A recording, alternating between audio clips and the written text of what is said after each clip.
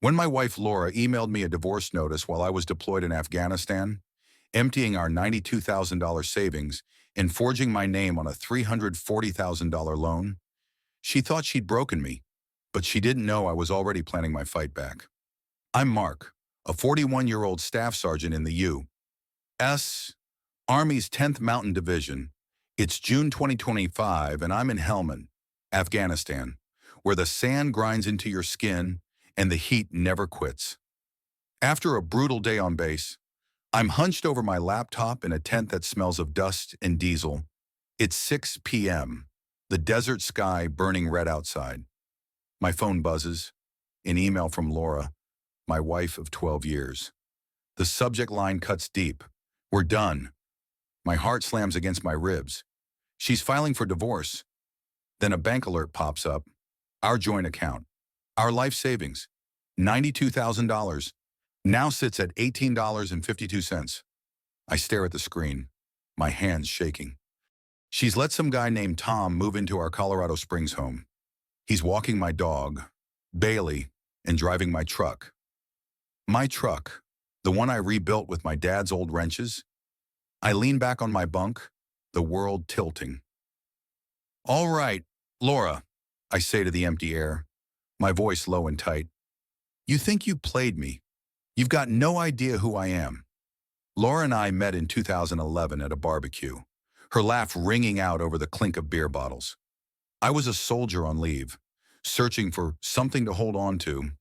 I'd play Springsteen on my truck's radio, dreaming of a life beyond the desert.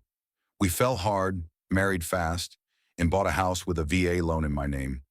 We dreamed of a simple life, a family, a yard for Bailey to chase his tail. But the Army kept calling me away. 2 tours in Iraq, now Afghanistan. Each time I left, Laura's warmth faded. By 2019, she was a stranger. Late nights at her clinic job, hobbies she never mentioned, a phone she guarded like a secret. I didn't confront her. My dad, a mechanic who lived by foresight, always said, trust your gut, but lock down what matters. So I did. Before this deployment, I stashed my military records, birth certificate, and a family heirloom compass in a storage unit. I opened a separate account, siphoning off part of my pay for emergencies. Laura's goodbye was cold, her eyes looking through me. I should have seen it coming. That night, the bank alert hits harder than the divorce. I log into our home security system. Laura didn't change the password. There's Tom, sprawled across my couch, Laura giggling beside him.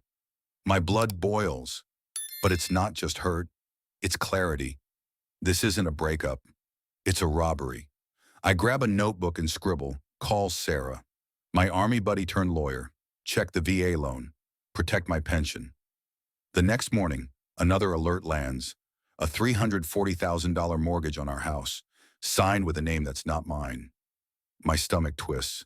They forged my signature. I call Sarah at 5 a.m. base time, my voice hard. Laura and Tom are stealing everything. Sarah, my home, my money, my future. Shut this down. She's calm but fierce. Mark, this is big, she says over the phone. You ready to fight? I nod, though she can't see. Born ready. By nightfall, she's got dirt. Tom's a predator. Fraud charges in 2017, 2 DUIs, a history of scamming military spouses. He's teamed up with a real estate crook named Greg, flipping soldiers' homes while they're overseas. They think I'm stuck in the desert. Big mistake. I stay up, watching security footage. At 7:30 p.m. their time, Tom and Greg are in my living room. Greg's snapping photos saying, listed at $460,000, take $410,000 cash. The husband's overseas. He's done. Bailey's barking in the yard, locked out. I found something in the footage that night, something they'd never expect. I send the footage to Sarah with one word, proof. I'm not folding. Back in hell, man, the days blur, each a grind of patrols and paperwork. I'm up at 3 a.m., the base quiet except for the hum of generators. My laptop glows with more footage. At 9:15 p.m. their time, Tom's rifling through my desk drawers, pulling out papers. Laura's there, whispering, "Hurry up, we don't have time." What else are they hiding? I save every clip. Building a case, Sarah connects me with the FBI's Financial Crimes Unit. They're interested, especially after I send the videos. The FBI's 2022 report says real estate scams cost Americans over $350 million a year, and military families are prime targets. I'm fighting for every soldier who's been played like this. By week's end, Sarah's got a plan. "We've got enough to nail them." "Mark," she says, her voice excited. "The footage, the forged documents, their records. It's a gold mine. But we need you here to seal the deal. Can you get back?" I look out at the desert, the horizon, endless. I'm a soldier, trained to strike when the moment's right. "I'm coming home," I tell her, "and they won't see me coming." It's July 2025, and I'm back in Colorado Springs, my boots hitting American soil for the first time in months. The air feels sharper, like the mountains are watching. I've got one mission: take back my life. Laura and Tom think they've won. Sarah's built a case tighter than a drum. Security footage, forged documents, bank records. It's all locked and loaded. The FBI's ready to move. I'm not just a soldier anymore. I'm a man with a score to settle. I head to the bank first, my heart pounding as I walk through the glass doors. It's 10 a.m., the lobby humming with chatter. I slide the forged mortgage papers across the counter. My signature a clumsy fake. "This isn't mine," I tell the manager, my voice edged with steel. "Freeze it. Now." Her eyes widen, then she nods. The account's locked within the hour. Laura texts me at noon, frantic. "Mark, why's the bank calling me? What's going on?" I don't answer. Let her squirm. I'm done playing nice. Sarah meets me at a coffee shop off Academy Boulevard, her laptop open, her face all business. "We've got them," she says, sliding a folder across the table. Tom's linked to 3 other scams in Nevada and Utah. Greg's flipping homes for cash, dodging taxes. The FBI's ready to raid. My pulse quickens. I lean in, my voice low. "When do we hit them?" She checks her watch.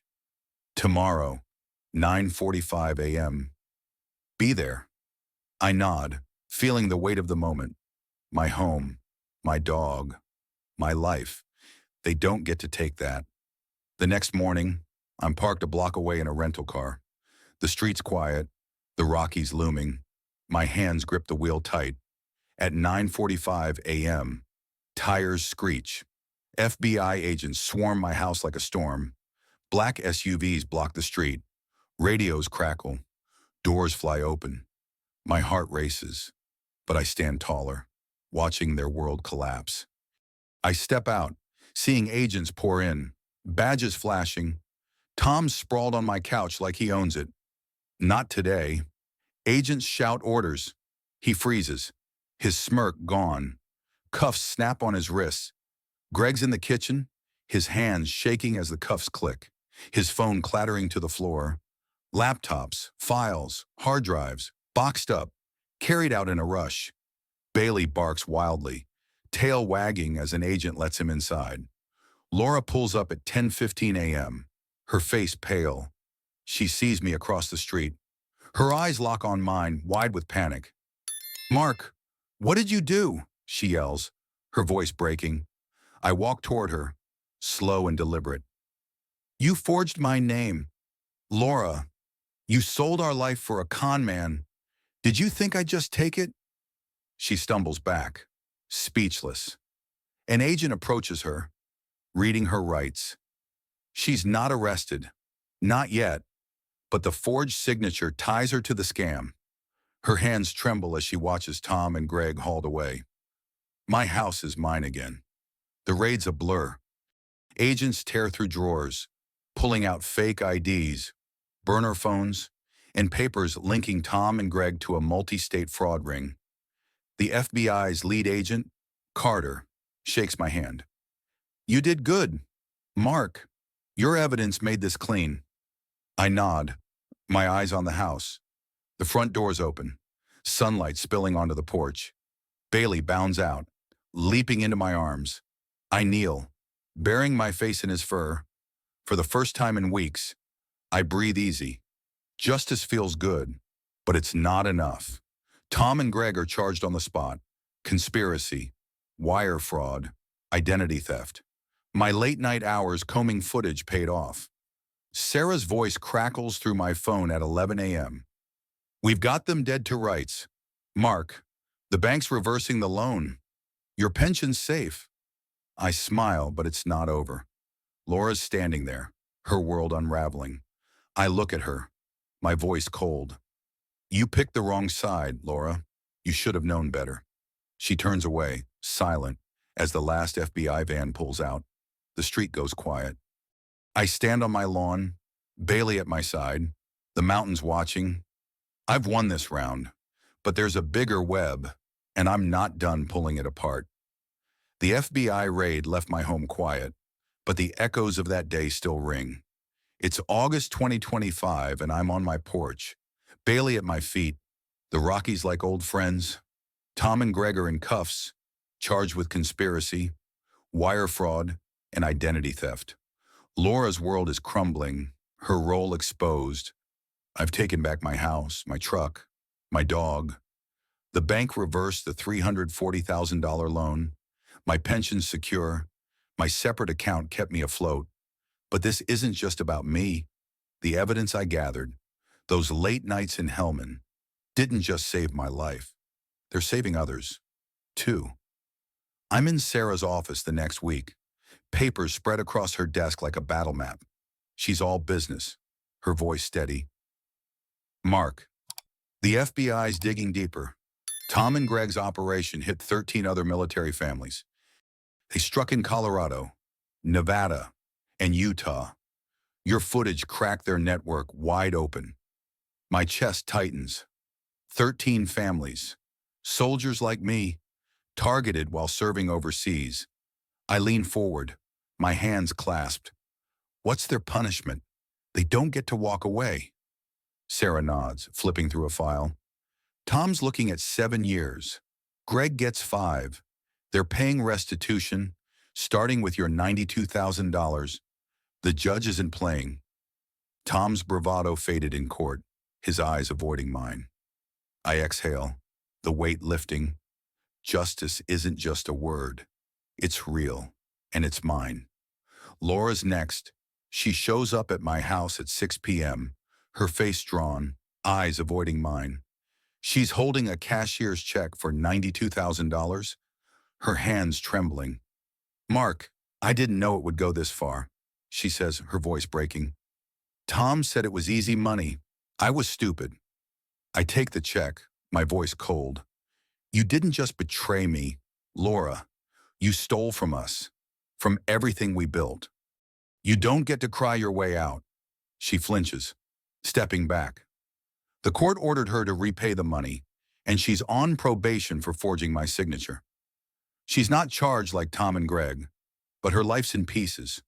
She walks away, her car fading down the street. I shut the door, Bailey nudging my leg. It's over between us, but the fight's not done. I head to the El Paso County Courthouse the next day, my boots echoing on the marble floor. Carter meets me outside the hearing room. Your case started a domino effect, he says, his handshake firm. We've recovered $1.2 million in stolen assets for those 13 families. Homes, savings, futures. They're getting it back. I nod, picturing soldiers like me, now reclaiming their lives. My evidence didn't just nail Tom and Greg. It exposed a fraud ring that thought we were easy marks. We're not. The impact spreads. I'm at a community center in Colorado Springs a week later, speaking to military spouses. The room's packed, faces tired but hopeful. I tell my story, my voice steady. They thought I was too far away to fight back. They didn't know who they were dealing with. You don't have to be a soldier to stand your ground. A woman in the back, her husband deployed, asks, how do we protect ourselves? I share what I learned.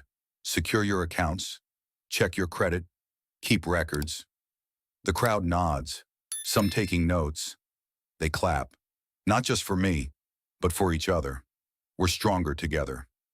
The local news airs the story at 7 p.m. Colorado soldier takes down scam network, the anchor says. I'm no hero, just a guy who refused to lose. But the story catches fire. Fort Carson launched a scam alert program, training 200 families in a month. The Consumer Financial Protection Bureau launches a task force, using my case as a blueprint. Over 400,000 military families have filed complaints since 2011, and now there's a movement to protect them. I get emails from strangers, soldiers and spouses, thanking me. A Marine in Texas writes, "You saved my home. Man, I owe you." I read it twice, my throat tight. This is bigger than me. I'm back in my house, fixing it up. The walls need paint, the yard's overgrown, but it's mine. Bailey's chasing his tail in the backyard, happy to be home. I meet Sarah over burgers at a diner on Nevada Avenue. "You've done something special, Mark," she says, her smile rare but real. "Those families are rebuilding because of you." I shrug, but her words hit deep. I fought for my country overseas, but this fight's personal. It's about standing up, not just for yourself, but for everyone who's been knocked down. The community's rallying. Neighbors drop by with casseroles, offering to help with repairs. A veterans group starts a fund to support scam families, and I chip in what I can. We're not just rebuilding houses, we're rebuilding trust, the kind that holds a town together. The American dream isn't just a picket fence. It's about fighting for what's yours and lifting others up. I walk Bailey at dusk, the mountains glowing red. I'm free, but I'm not resting. There's more to this story, and I'm writing the next chapter. It's September 2025, and I'm not the same man who left for Helmand. The fight to reclaim my life changed me. I'm stronger, sharper, more alive. My house is mine again. Walls freshly painted, yard trimmed, Bailey bounding through the grass. The $92,000 is back, the $340,000 loan erased. I've won, but it's not about the money. It's about what I became, a soldier, not just on the battlefield, but in life. And I'm not done fighting. I'm in a small cabin near Pikes Peak, where the world feels quiet. It's dusk, the sky burning orange, the mountains glowing like they hold secrets. Bailey's curled up by the fire, his snores soft against the crackling wood. I'm holding my dad's old compass, its needle steady, pointing north. It's been with me through every deployment, every dark night. It reminds me who I am. A man who doesn't quit, a man who builds, fights, starts over. This cabin, this moment, is my reset, but it's not the end. It's a beginning. My fight wasn't just for me, it was for 13 families. They got their homes back, their savings were restored. It was for every soldier targeted, every spouse who felt helpless. I think about the Marine in Texas, his email still on my phone. "You saved my home. Man, I owe you." Those words hit harder than any medal. They remind me why I spoke at that community center, why I shared my story on the news. I didn't just take down a fraud ring. I started a movement. People are waking up, checking their accounts, standing their ground. The American dream isn't handed to you. You fight for it, and you help others do the same. I'm back in the community, not as a hero, but as a neighbor. I volunteer at the Veterans Center, teaching families how to spot scams, how to protect what's theirs. Last week, a young Army couple came up after a workshop. "We caught a fake loan in time," the wife said, her voice steady. "Because of you." I nodded, my throat tight. That's what keeps me going. It's not the spotlight. It's the ripple effect. One fight, one stand, can change everything. I've learned you don't need to be perfect to win. I trusted Laura too long, missed the signs. I'm not proud of that, but mistakes don't define you. What you do next does. I rebuilt my life, brick by brick, and I'm stronger for it. The American spirit is about that. Falling, rising, starting fresh. It's about taking control, not waiting for someone to save you. I look out at the sunset, the sky fading to purple, and I feel it, freedom, not just from the scam, but from the weight of what was. I'm ready for what's next. So here's my call to you. If you've been knocked down, if someone's tried to take what's yours, don't stay quiet. Fight back. Check your accounts. Call out the lies. Stand your ground. Share your fight. Tell your story on social media. Call a friend. Or speak up at your community center. Let's keep this fight alive. You're not alone, and your voice matters. Every soldier, every family, every person who's been wronged. We're stronger together. I step onto the cabin's porch. The air's cool. The stars just starting to show. Bailey follows, his tail wagging. I hold the compass, its weight familiar. The needle points north, steady as ever. I'm not where I was, and I'm not where I'm going, but I'm moving forward, one step at a time. The sunset fades, and I smile. This is my story, but it's yours too. Keep fighting, keep building, never stop. And that's my story. My wife emailed me a divorce while I was deployed in Afghanistan and took $92,000, but I didn't let it end there. That betrayal and email divorce during deployment and $92,000 stolen was just the beginning. I uncovered everything. From the Afghanistan deployment wife emailed divorce took $92,000 to exposing her $340,000 scam hidden behind that email. This is the soldier overseas email divorce, $92,000 stolen revenge story. And it didn't end in silence. If you've ever been betrayed, left behind, or if you love real Reddit cheating stories and revenge stories, Reddit Radio TTS, you're in the right place.